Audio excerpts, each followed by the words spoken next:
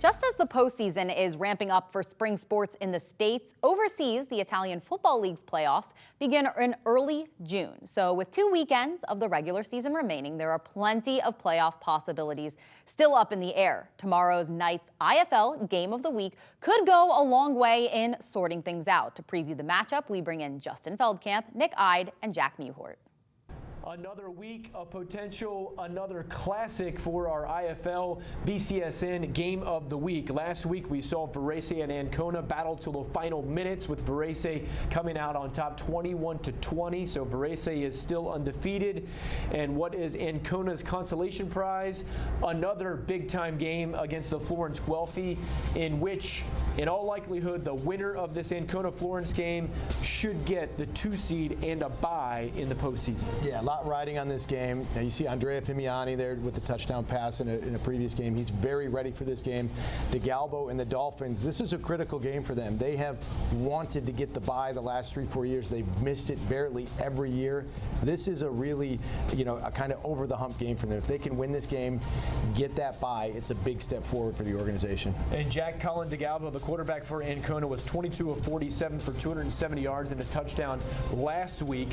You could make the argument he's going to need to be even better to come out on top against the Guelphi. Yeah, if you're this Dolphins team, you got to take a deep breath, regroup. You're coming off a tough game against the Scorpions, and you're looking at the Guelphi coming in this week, and this is a team who's been rolling. They're playing tough, and so you got to get your stuff together and get ready to rock and roll. No weeks off for the Dolphins. Yeah, and the offense and defensive statistics in this one, it's going to be interesting because, as you mentioned, the Guelphi have been putting up plenty of points, 50-plus points in their last outing.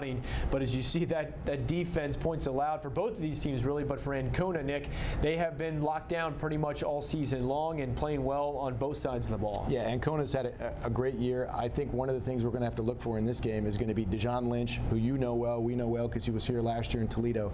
He has been able to shut down the #1 receiver on every team that he's played, and I think he's going to have a similar matchup here with Bo Sanders from the Dolphins, and I look for him to win that matchup too, and that'll be a big development for this game. Let's take a look at the standings because we're getting down to the nitty-gritty here. 8 total games are played in the regular season. All of the teams have played at least 6. In some cases, some have played 7 games thus far. But Jack, with Firenze and Ancona battling there, I want to ask you, how important do you think that bye is in the postseason, similar to the NFL, the league in which you played for? And you could see that you could make the argument the rest versus rust deal, and we can get into that in future conversations as we get to the postseason. But how important is that bye? It's very important. There's a reason that the top spot from the regular season gets the bye. At this point, there's been so much attrition. Excuse me, football's such a tough game. Yeah. You want to be able to rest, recover, get your legs back, study film, right mistakes that you made maybe during the regular season, and get back out there for the second round of the playoffs. So I think that's so important in a game like football. To have a week off and regroup is going to be huge. All right, we'll see who comes out on top between the Guelphi and the Dolphins. Such a juicy matchup coming up Monday night at 7 on BCSN. Back to you guys in the Sports Nightly studio.